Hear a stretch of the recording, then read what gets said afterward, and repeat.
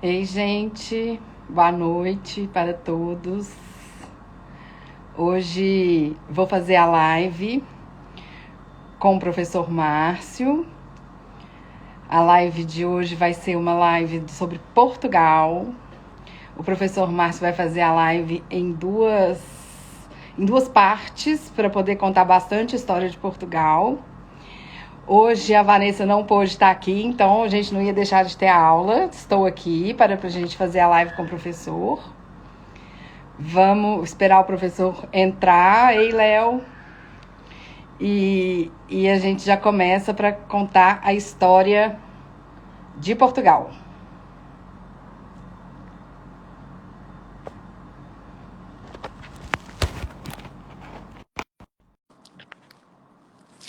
Vamos ver se o professor Márcio entrou. Olá, Ei, Eveline. professor. Tudo bom? Tudo bem, você? Também uma boa noite aí para Boa você. noite. Uma boa noite para os nossos confrades e confreiras, né, que estão sempre nos acompanhando. Né? Então, é muito bom estar aí com você hoje à Muito bom. noite. Bem-vindo à minha casa, professor. Em É uma breve, hora dessa a em gente breve precisa, né? pessoalmente, É, né? precisa conhecer. É, Exatamente. E enquanto a gente dá o tempo devido aí para mais pessoas irem entrando na nossa live, a gente comenta, né? Você já estava falando, Portugal tem uma história bastante longa na produção de vinho, aonde a tradição e a modernidade convivem com muita harmonia, e você realmente acertou quando disse que valia a pena fazer duas etapas. Então, numa primeira etapa, a gente conta muito da história antiga, de como a vinha e o vinho se desenvolveu em Portugal, e em seguida a gente tem a oportunidade de falar de duas regiões que nós podemos dizer que são icônicas, né? São regiões muito importantes nesse país, e deixamos para a segunda etapa para continuar a responder curiosidades e falar das outras regiões que também têm a sua importância devida, não só no patrimônio, né, de rótulos que o país produz, mas, sobretudo, com essa convivência que Portugal tem conosco, já que o Brasil foi colonizado por Portugal. É muito interessante a gente também poder conversar um pouco sobre harmonização de vinhos, não só com as comidas portuguesas, mas também com a comida, sobretudo mineira, né? É verdade. engraçado que como a comida mineira ela casa bem não só com os vinhos mineiros, que é uma coisa relativamente recente, mas sobretudo com os vinhos de Portugal, né? Vinhos que, inclusive, tinham algum conhecimento, algum relacionamento muito forte com as nossas Minas Gerais desde a época das minerações, né? E também a gente aproveita para, ao longo do nosso encontro, responder algumas perguntas, algumas dúvidas que muitas vezes aparecem, né? Uma delas que é muito comum quando a gente fala sobre vinho português é exatamente a grande pergunta: bacalhau, vai com vinho branco ou vai com vinho É tinto, verdade. né? É uma das mais Isso perguntadas, professor. e Impressionante. aí, você também pode perguntar o que quiser, né? A gente vai evoluindo, até inclusive para falar sobre bacalhau, né, e vinho português. Eu hoje preferi fazer diferente, né? Eu pensei muito em abrir um tinto, mas foi um dia muito quente, muito corrido, e eu achei que valia a pena mudar. Então eu estou abrindo um branco, Que que delícia. é exatamente o prima da Quinta do Valado. E o Quinta do Valado, gente, é uma vinícola na produção do Douro, que é muito, muito reconhecida, sobretudo pelos seus Muita parte tintos, branca em né? cima. E inclusive esse branco ele é sensacional, é muito bom. Tem uma cor que eles lá em Portugal, né, eles chamam cor citrina, né? É uma cor, um amarelo muito claro. uns aromas de limão siciliano, também um toque de jasmim. E uma coisa muito peculiar, o Quinta do Valado é um vinho da região do Douro, uma região que tem um solo muito xistoso, com muita pedra. A gente depois vai ver imagens disso aí. E esse vinho, ele exala uma complexidade mineral, né? Há uma dúvida muito grande até que ponto a gente pode falar se um vinho é mineral ou não, mas efetivamente é um vinho que tem essa característica. E na boca,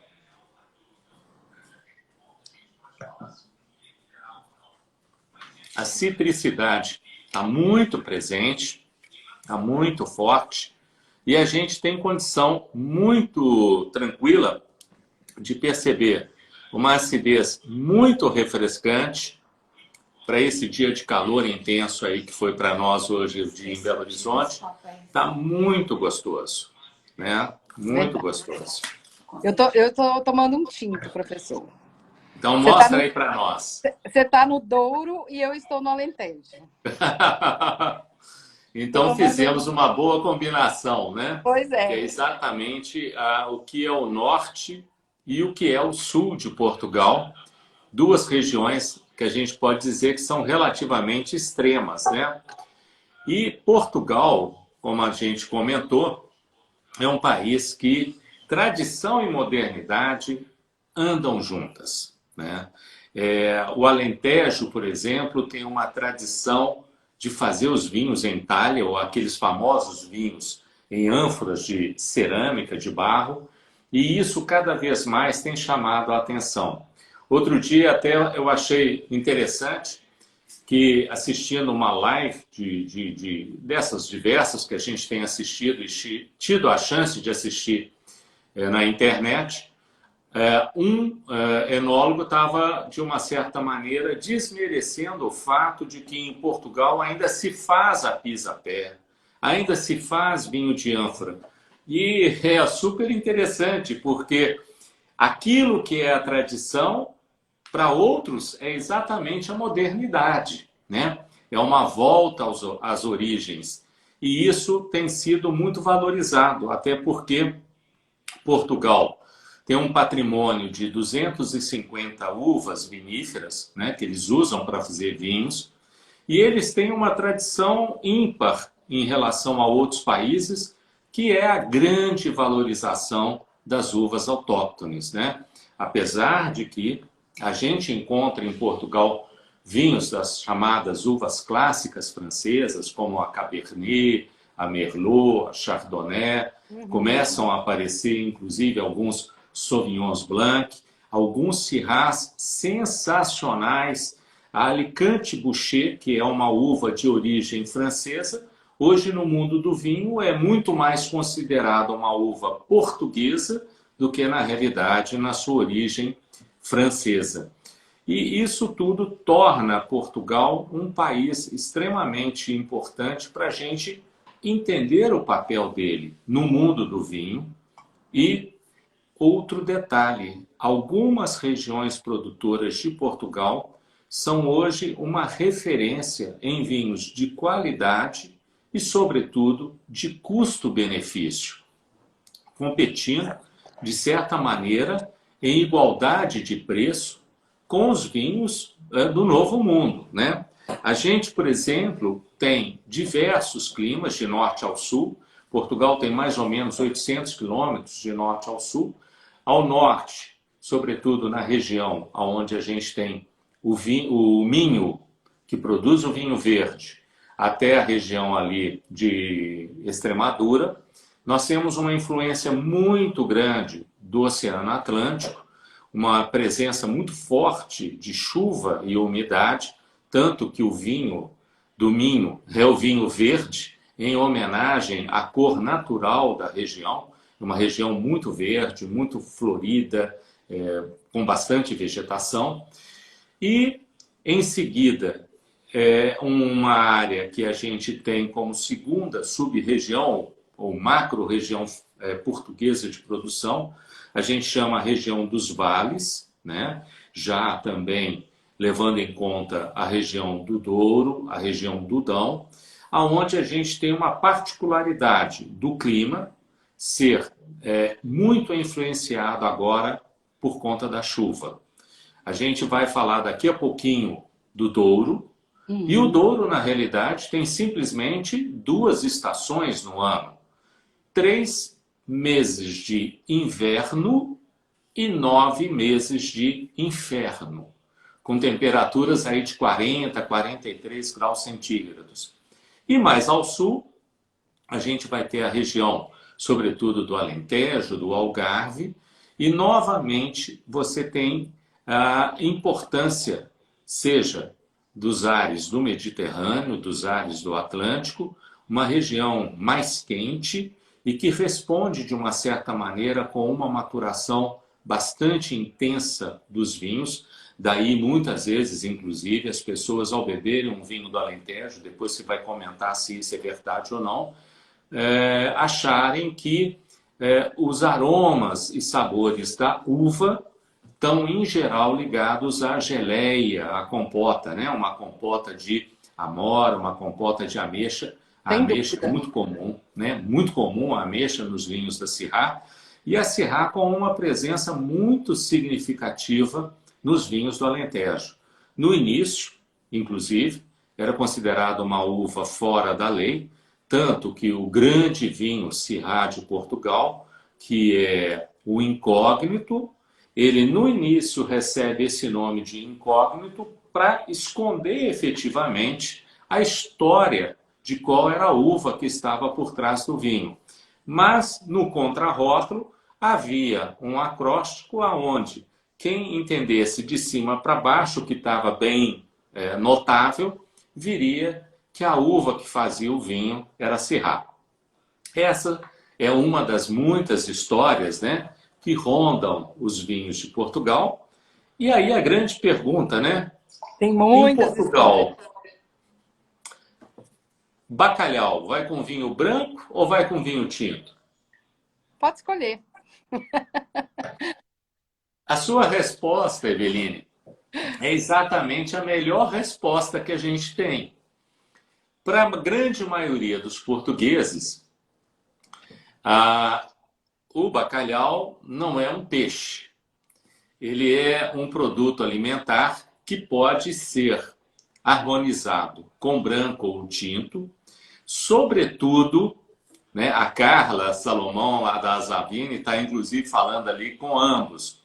E depende muito a harmonização exatamente do tipo de receita que você está fazendo.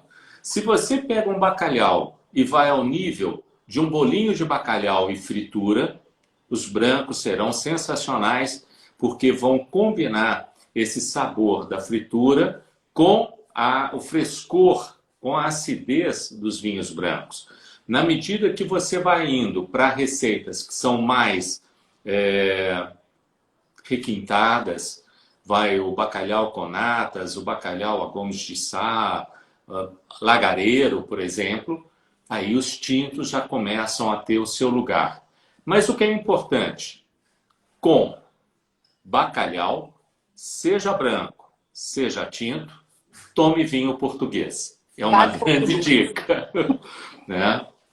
E eu vi que a Vanessa entrou agora, né? Agradecendo aí a presença aí dos nossos confrades, né? Que estão sempre fiéis aí, né? Verdade. Então, Vanessa, um grande abraço aí para você.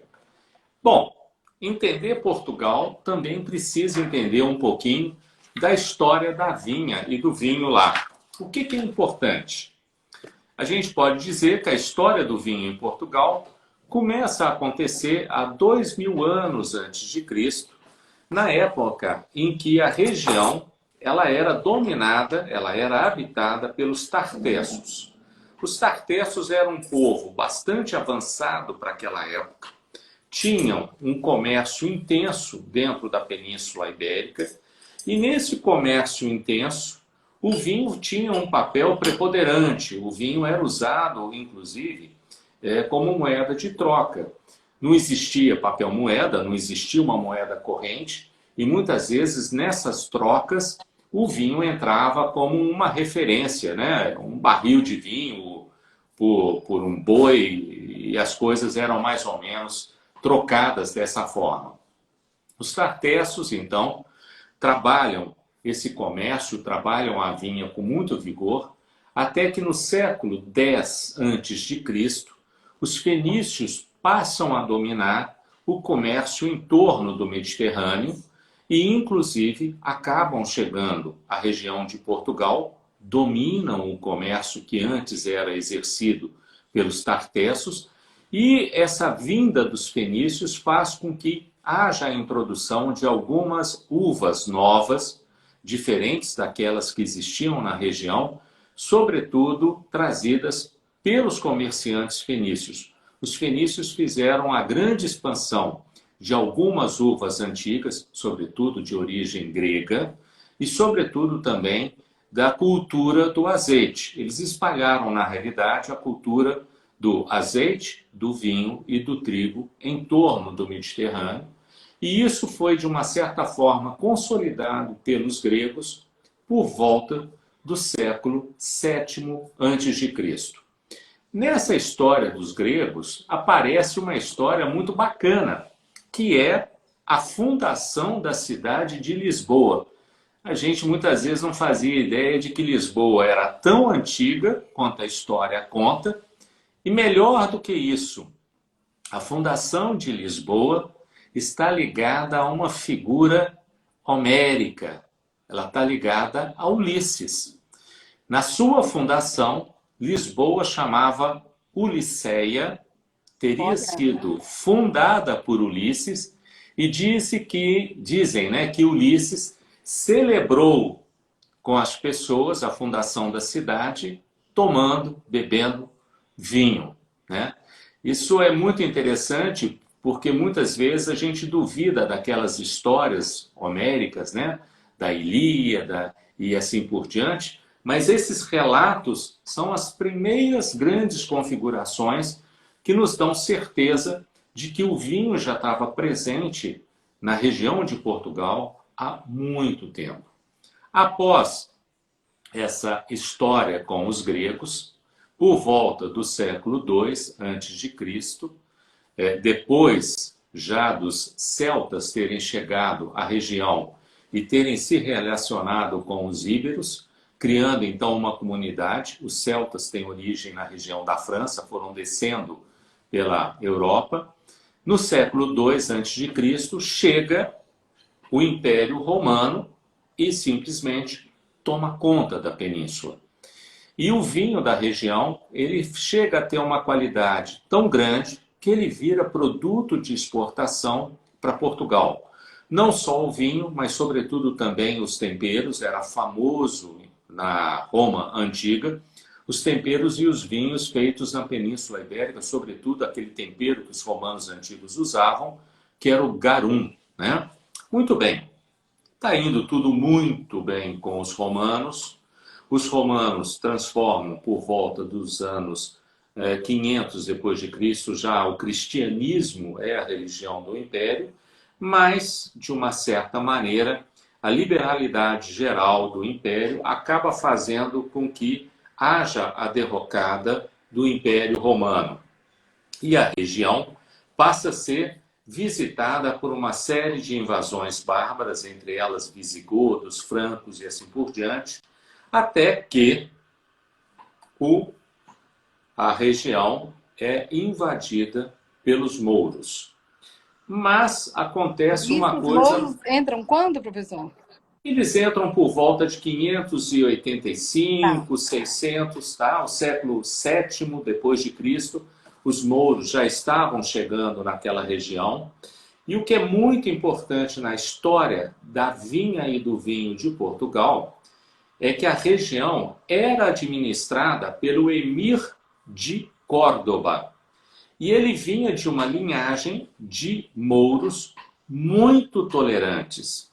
E a tolerância foi tal que ele permitiu que o cristianismo continuasse como religião do povo, que o povo continuasse plantando vinhas e que o povo pudesse produzir vinho.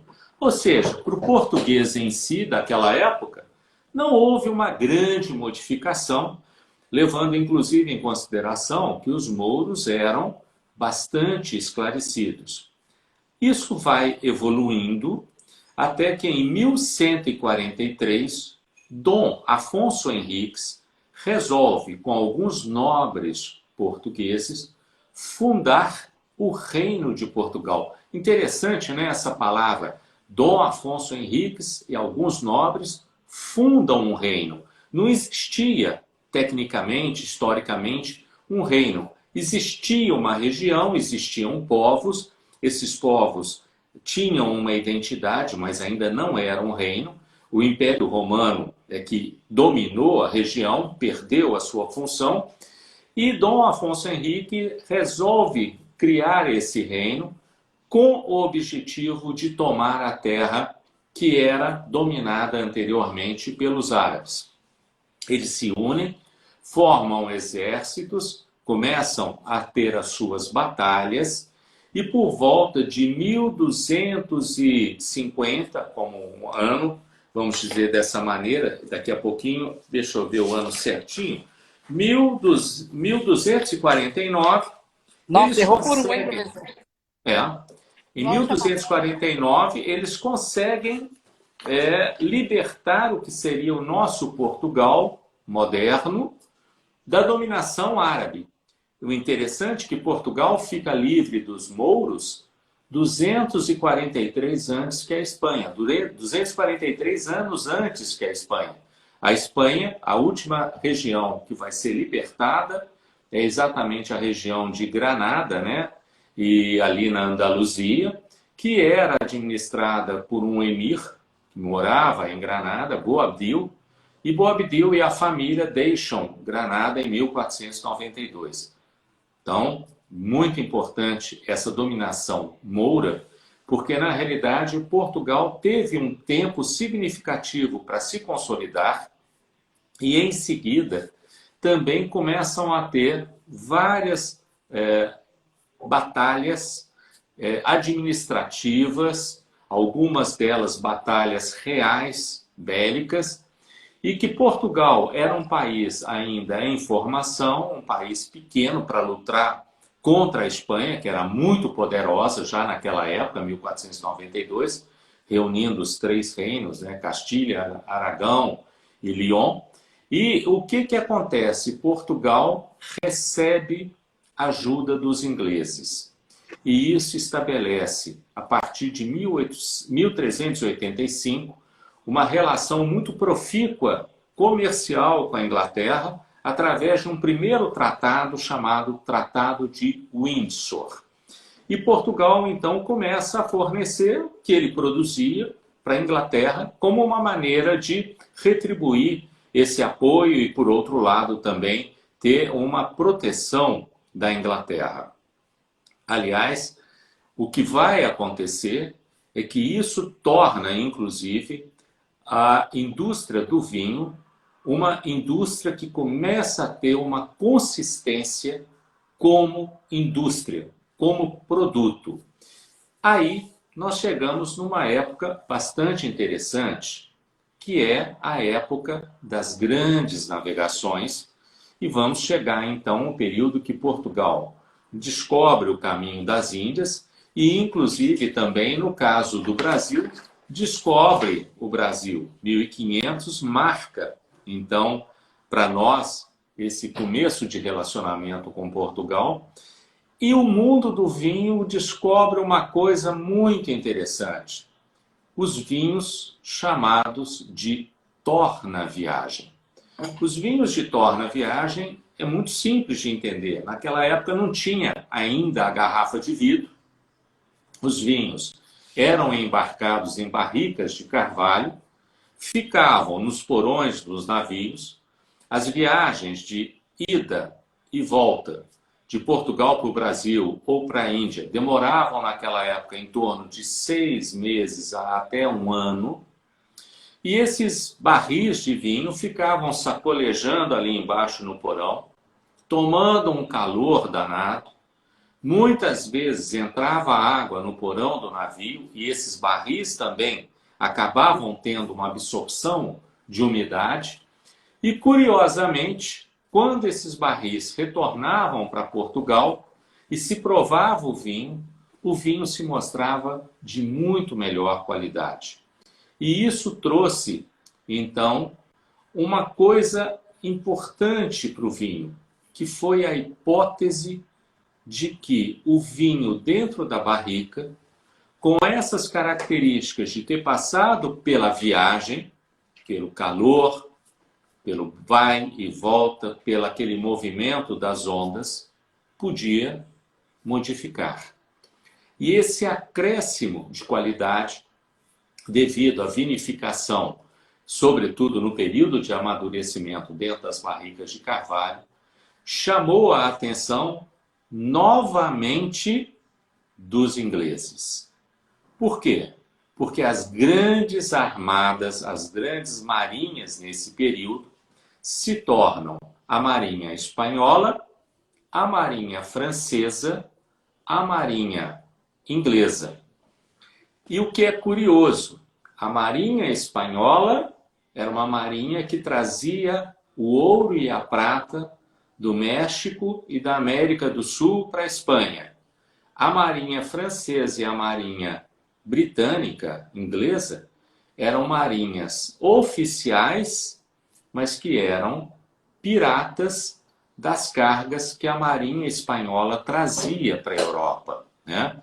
Havia um grande corsário inglês, o famoso Sir Francis Drake, que inclusive ganhou o título de Sir depois de ter se apropriado de várias cargas da marinha espanhola. E os ingleses patrocinavam, né, e protegiam a marinha portuguesa, que era muito menor, incipiente, quer dizer, tinha, mas era muito menor.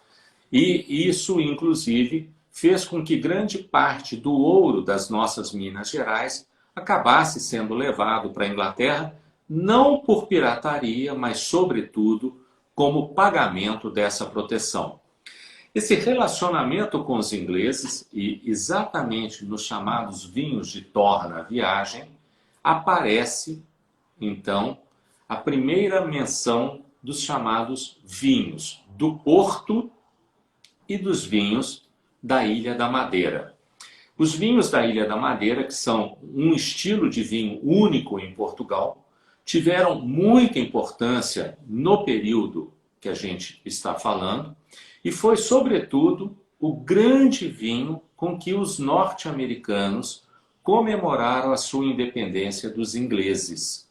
Naquela época, o vinho da Ilha da Madeira era muito mais reconhecido e valorizado do que os vinhos do Porto.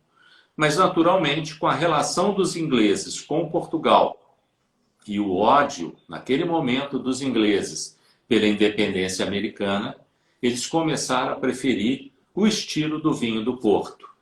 E para, inclusive, controlar a questão da produção, o que eles fazem? Grandes famílias inglesas se mudam para Portugal, para a região do Douro, e passam a controlar a região e a produção do vinho do Porto. Não é à toa que grande parte dos vinhos do Porto tem sobrenomes ingleses. Taylor, Grahams, Warris, Downs, entre outros vários. Poucos dos grandes produtores de vinho do Porto são efetivamente produtores com sobrenome português. Entre eles, uma grande produtora, uma mulher célebre também na história do mundo do vinho, é a senhora Antônia Ferreirinha. A Antônia Ferreirinha, né, ficou viúva, relativamente jovem, tinha um patrimônio familiar muito grande, constituído sobretudo de vinhas e vinícolas na região do Douro, e ela, em vez de fazer como seria o normal naquela época, que seria vender as suas propriedades para que outras vinícolas comandadas por homem passassem a produzir o vinho, ela resolve, na realidade, manter as suas propriedades sob a sua administração, faz uma série de obras de caridade. Ela era considerada uma mãe da maioria da população do Douro, que fazia questão de reverenciá-la como uma grande mecenas, não só em relação à arte, mas sobretudo da sociedade, construindo creches, casas de saúde, dando uma assistência muito grande àquela população, numa região onde praticamente, pela dificuldade do solo, pela dificuldade do clima, muito pouca coisa além do vinho era possível de ser produzido. Isso faz com que, de uma certa maneira, o vinho do Douro se torne o produto principal de exportação de Portugal, fonte de uma receita incrível. Evidentemente, ainda havia a exploração das minas de ouro aqui no Brasil, mas o que é muito importante é que começa a haver, por conta dessa grande demanda pelos ingleses de vinho do Porto, os primeiros casos de fraudes na produção do vinho. E as fraudes começam a acontecer de que maneira? A produção do vinho do Porto é feita a partir do momento em que um vinho tinto, tranquilo, vai ser adicionado aguardente de vinho. Essa aguardente de vinho, que pega um vinho que estaria ali nos seus 12, 12,5 graus de teor alcoólico, e simplesmente você chega com uma aguardente na faixa de 40, 43 graus alcoólicos, ela mata as leveduras que estariam concretizando, complementando o processo da fermentação do vinho, e o vinho acaba ficando com açúcar residual. Daí o vinho do Porto ser um produto que a gente chama de vinho fortificado com a aguardente. E o que acontecia? Os produtores, para aumentar a quantidade, compravam vinhos da redondeza, que muitas vezes não eram feitos com as uvas próprias da região do Douro, como, por exemplo, a Touriga Nacional, a Touriga Franca, entre outras, ou a Tinta Roriz. Tomando aqui, Vanetal. Né? Ou a Tinta Roriz, que a Tinta Roriz corresponde a Tempranillo na Espanha. A Tempranillo é, na realidade, uma uva ibérica, está presente em toda a península, né? E aí há uma presença significativa do Marquês de Pombal. O Marquês de Pombal, que era o grande ministro português na época, resolve simplesmente colocar ordem na bagunça e em setembro de 1756 ele edita aquilo que seria a formação, a fundação da primeira denominação de origem controlada no mundo, que é o Douro. E ele marca a região de produção do Douro com marcos que, curiosamente, receberam nomes de marcos pombalinos. Ou seja, a região dentro daquela área delimitada pelos marcos, ela era autorizada a produzir o vinho do Porto dentro de uma regulamentação estabelecida, que previa quais eram as uvas, quando elas poderiam ser colhidas, qual o teor mínimo de álcool, qual a composição mínima. Então a gente está falando de que ano aí, professor? 1756. Por isso mesmo, Eveline, tem aquela famosa discussão: qual é a primeira região de denominação controlada no mundo? É a DOC Douro, em 1756, ou teria sido a região do Chianti, na Itália, que teve uma regulamentação em 1736, ou seja, 20 anos antes da do Douro. O que, na realidade, há uma discussão histórica entre esses dois fatos é que o Marquês de Pombal fez isso através de um édito e regulamentou, passou a régua. A partir dali, quem produzisse dentro daquela regra era possível rotular como vinho do Porto, quem não produzisse está fora. E o Chianti, apesar de ter tido algumas regras estabelecidas em 1736, isso não foi feito sob a forma de um édito significativo ou uniforme. E a razão histórica é até muito simples, né? Porque a Itália, em 1736, ela era constituída de grandes ducados, de grandes feudos, e que as famílias dominavam não uma macro-região como a Toscana, mas regionalmente eles dominavam a região de Florença ou a região do Chianti ali em Siena. Então, é difícil dizer com quem que está a razão, mas a verdade é que a Itália tem isso em 1736, o Douro tem em 1756. O vinho do Porto se torna o produto ícone de produção e praticamente domina a cena do vinho português por vários séculos, até que em 1865 a filoxera chega no Douro, chega em Portugal e se espalha com uma velocidade alarmante e a ponto de que Portugal inteiro é tomado pela filoxera, exceto uma única região chamada Colares.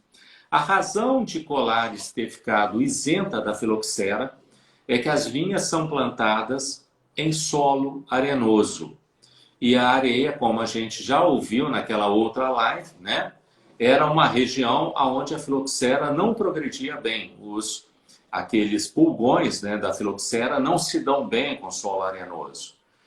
Isso faz com que Portugal se volte para a conversão de vinhedos, não mais com pé franco, mas agora com os enxertos. Eles racionalizam o plantio dos vinhedos, mas dão uma ênfase muito grande às suas uvas nacionais. Além do vinho do Porto, é muito importante a gente dizer que Portugal tem alguns estilos únicos. Um deles é o vinho verde, da região do Minho, ali aquela região que a gente mostrou, feito com uvas típicas portuguesas e que tem um estilo muito bom, exatamente para os dias quentes, porque são vinhos, em geral, aqui no Brasil a gente toma mais os brancos, os portugueses tomam branco, rosé ou, sobretudo, tinto, dependendo com as receitas portuguesas da região. Mas são vinhos muito adstringentes, muito refrescantes, que é um estilo tipicamente português. Não existe outro país que faça vinho verde. Falamos também do vinho do Douro, o vinho do Porto.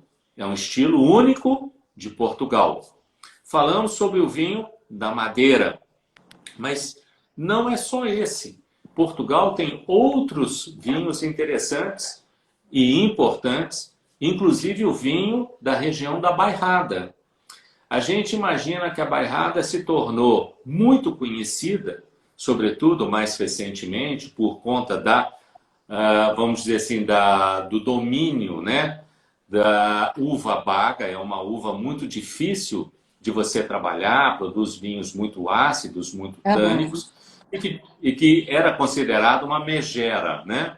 Mas que foi domada, sobretudo, aí pelos produtores da região do Dão, entre eles um bastante conhecido, que é o Luís Pato. Mas a gente tem nisso a ideia de que os vinhos da Bairrada são vinhos relativamente modernos. E olha que curiosidade, os vinhos da Bairrada eram muito famosos na região das Minas Gerais, na época das minerações, porque ele era o vinho predileto de Dona Maria I. Olha. E Dona Maria I tem uma importância triste na nossa história brasileira, porque foi ela que mandou enforcar Tiradentes, né? Tiradentes, com aquela nossa Inconfidência Mineira, tentando libertar Minas Gerais junto com os inconfidentes do domínio português, acabou morrendo por um édito de Dona Maria I, que alguns até chamavam de Dona Maria I a louca, né? Bom, o que é interessante? Nós agora chegamos num momento que vale a pena falar de duas regiões. O Douro. que tem uma paisagem de vinhedos em encostas, né? Nós temos essa imagem que mostra como as vinhas são plantadas em áreas escarpadas. O solo é xistoso, é um solo difícil de ser trabalhado, olha só, porque ele é muito pedregulhoso. E os portugueses, ao longo do tempo, foram fazendo o acompanhamento das curvas de nível do terreno e foram plantando as vinhas. Em algumas situações, o solo é tão pedregulhoso, tão com pedra, que você consegue ver o nível de água, o nível da umidade, porque a pedra, onde ainda tem água, fica mais escuro. Olha.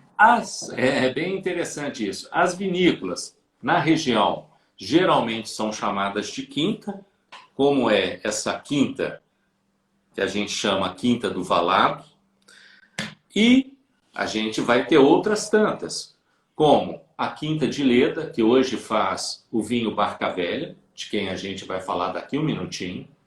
Depois nós temos, por exemplo, algumas outras quintas sensacionais, como a Quinta do Castro, né? A Quinta do Vale Meão, que já cedeu anteriormente uvas para também fazer esse vinho Barca Velha. E, de uma certa maneira, a história de toda a região do Douro sempre foi ligado ao vinho fortificado.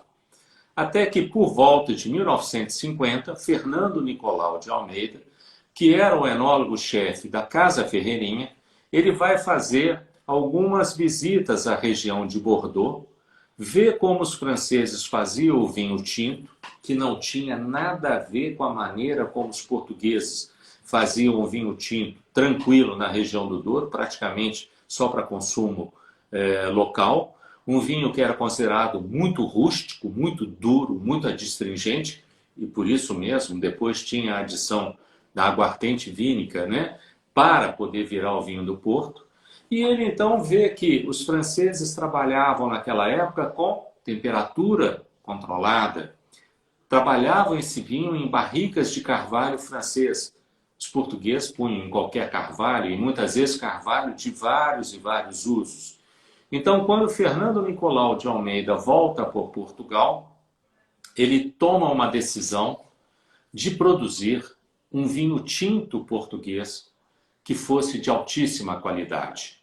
Primeira providência, manda fazer caixões de ferro para colocar dentro dos lagares aonde as pessoas pisavam as uvas para fazer o vinho tinto. E dentro dessas caixas de ferro, ele coloca barras de gelo.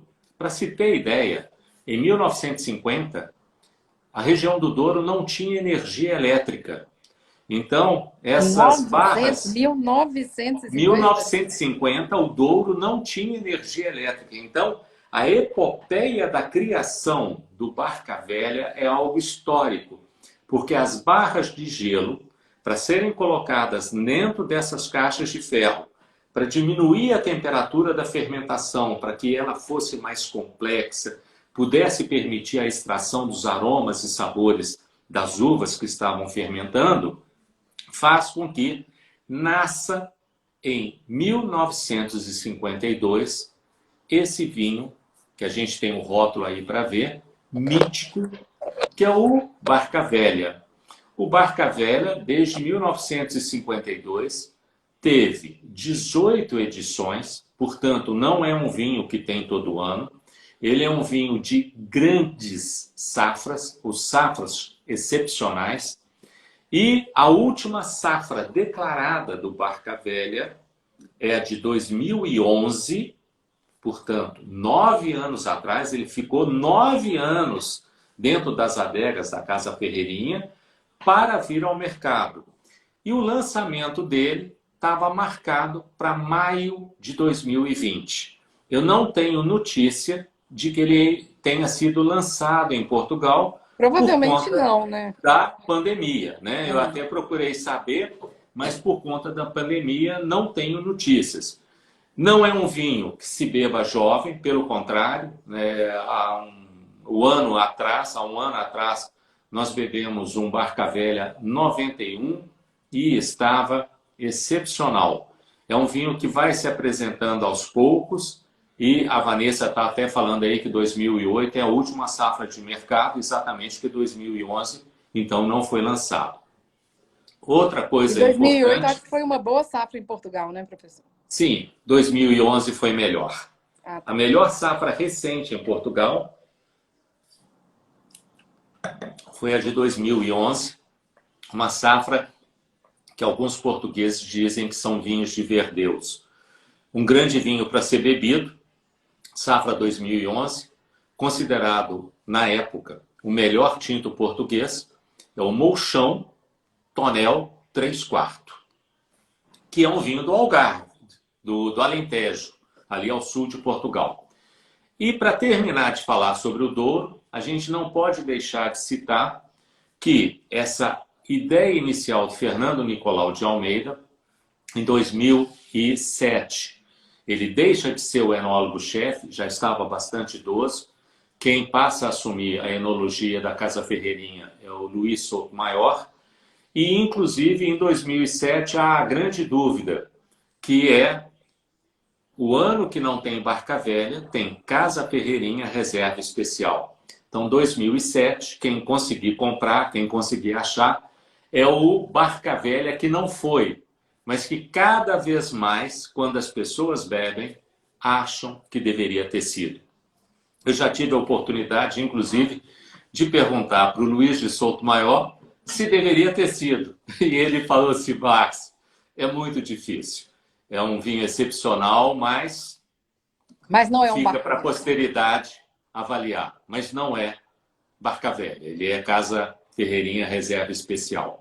E aí, essa geração do vinho tranquilo de qualidade faz com que nas quintas comecem a aparecer jovens enólogos, muitos deles filhos dos proprietários dessas grandes vinícolas da região do Douro, e nasce aquilo que a gente chama geração dos Douro Boys.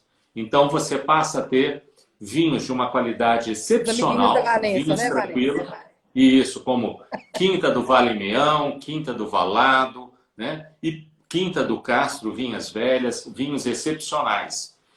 E como os vinhos do Douro começam a ficar absurdamente caros, nós amantes de vinhos de Portugal, encontramos um alento muito forte no surgimento da vinicultura do Alentejo.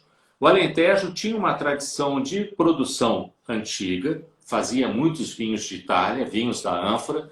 Aí nós estamos com uma herdade, a vinícola, que é a herdade do Esporão. Se lá em Portugal, no Douro, a gente chama de quinta, lá no Alentejo, o termo mais comum são herdades ou tapadas. Algumas se chamam vinícola. Tapada por quê? Porque tem um muro que tapa, que veda, que fecha a propriedade, né? Às vezes a gente não entende muito o nome, né, das coisas em Portugal, mas tem que buscar o sentido que eles dão nas coisas, né? Quando você tapa uma coisa, você fecha. Então, tapada é aquilo que está fechado por um muro. Na Boa. Borgonha, a gente chama de clos, né? Mas o sentido é o mesmo. O Alentejo já muda bastante em relação ao Douro.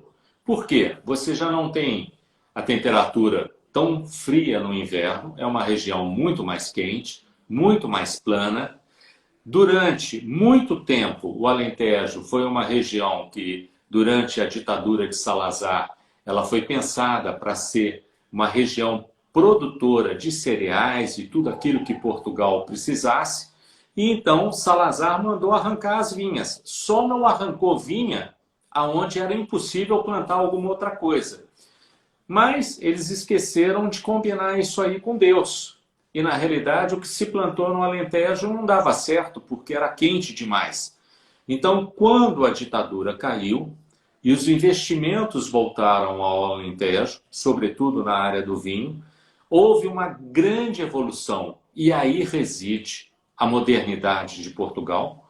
Existem vários enólogos formidáveis, um deles, Paulo Laureano, que é o enólogo do Molchão, E eles, então, trazem à tona uma vinicultura extremamente moderna, com vinhos frutados, vinhos prontos para ser bebido, vinhos que, apesar de serem feitos em Portugal, na Europa, têm um perfil completamente internacional, que concorrem em nível de qualidade e, melhor ainda, em nível de preço, com os vinhos do Chile, os vinhos da Austrália. É um sucesso, né? E o resultado disso é que nós começamos a ter, então, a possibilidade de dizer que essa dicotomia Douro-Alentejo nos traz uma oportunidade de provar muito do que é Portugal, do que são esses vinhos, do que são esses terroirs apaixonantes para nós que gostamos de vinho. Estão perguntando o que eu Portu... estou bebendo, professor. Eu estou tomando Diga. do Alentejo, Herdade São Miguel, que a gente É fez ótimo. uma live com um enólogo muito legal. É um vinho maravilhoso de Touriga Franca, da Cantu. Uhum.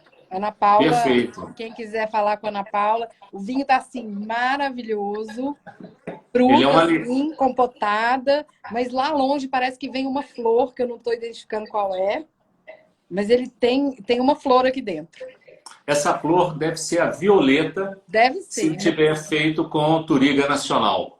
Não, ele é Touriga Franca. Touriga Franca também tem um pouquinho.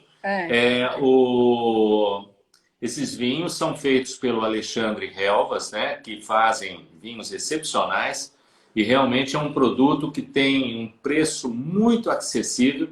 A Ana Paula da Cantu faz um sucesso muito grande em Belo Horizonte com esses vinhos. Recomendo, e por aí tá a gente recomenda. Mas um outro vinho que a gente não pode deixar de citar, fruto do Alentejo, é um vinho chamado Peramanca. Por que falar do Peramanca? Porque o Peramanca é o vinho do descobrimento do Brasil. E isso é muito interessante. Já rendeu assunto em grupo de WhatsApp isso hoje, né, professor? Exatamente. E olha que bacana, porque as nossas lives, elas estão atravessando fronteiras. Eu tenho gente que me avisou que ia assistir, né? Partindo da França, partindo do interior de São Paulo, a confraria dos amigos aí lá de Salvador, Sorocaba, Ribeirão Preto, Rio de Janeiro. Ou seja, tem muita gente de fora acompanhando aí essas nossas lives, né? E realmente o Peramanca tem uma história ímpar. Estava na caravela. Estava na caravela. O que ocorre é o seguinte: Portugal, gente, tem um rigor burocrático muito forte. Em parte, a gente acabou herdando esse rigor burocrático, né? Ainda mais eu que durante o dia trabalho com cartório, eu sei o quanto nós somos burocratas nesse sentido. Mas o que é interessante é que as coisas estão registradas.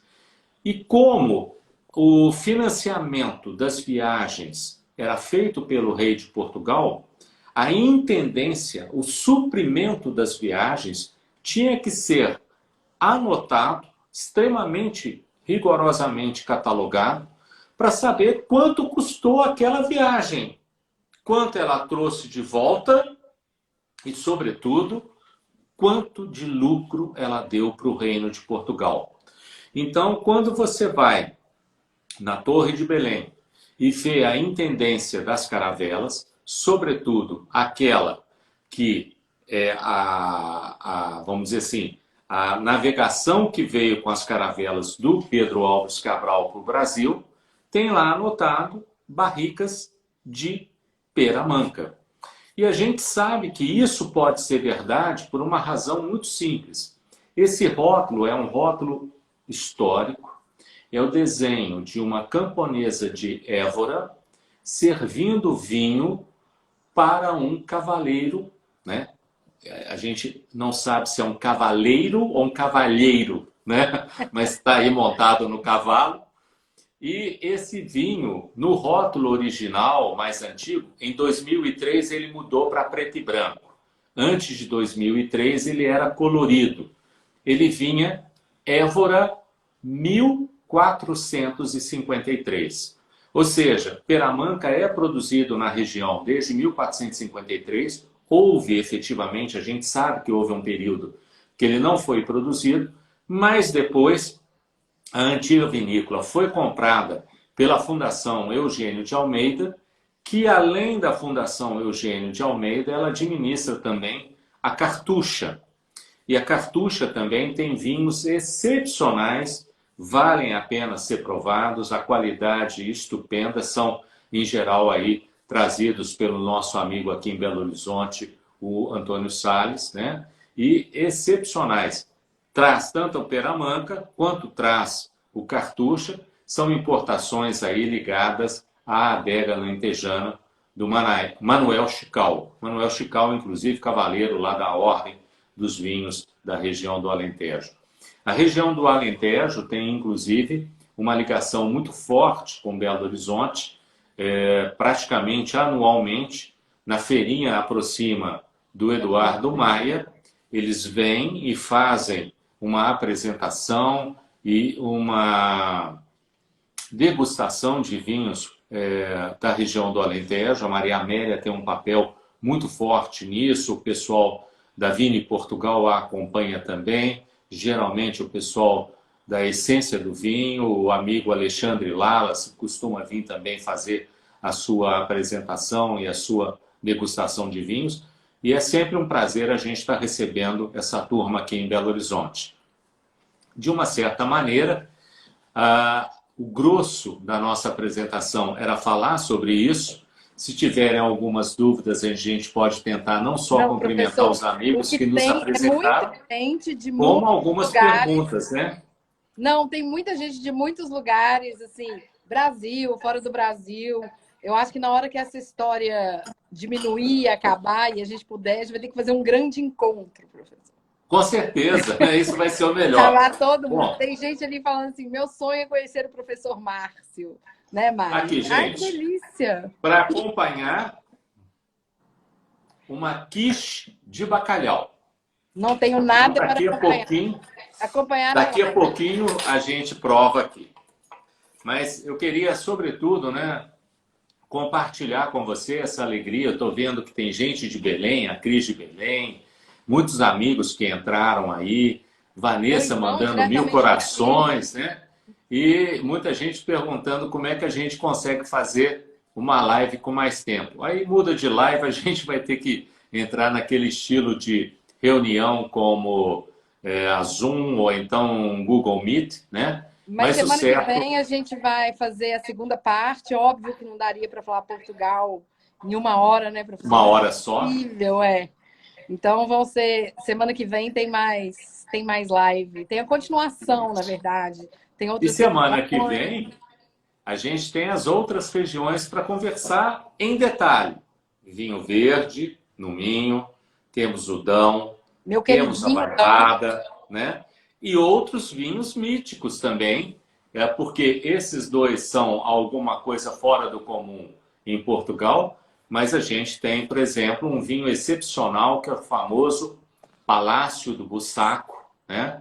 Importado pelos nossos amigos aí da Mistral, né? Palácio do Bussaco também é um vinho excepcional, com muita história, né?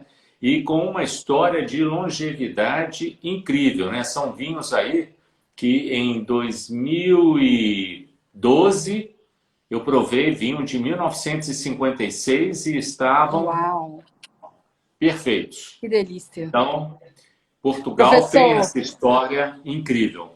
Muito obrigada. Mais uma quinta-feira. Que vem a próxima, que vem a continuação de Portugal. E tem muitas histórias ainda pela frente para a gente contar, né, professor? Isso. Com certeza. Esperamos todos vocês. Deixamos aí um até breve e até a próxima semana. Tá bom? Um beijo. Obrigada. Um beijo a todo mundo. Tchau, tchau. Tchau.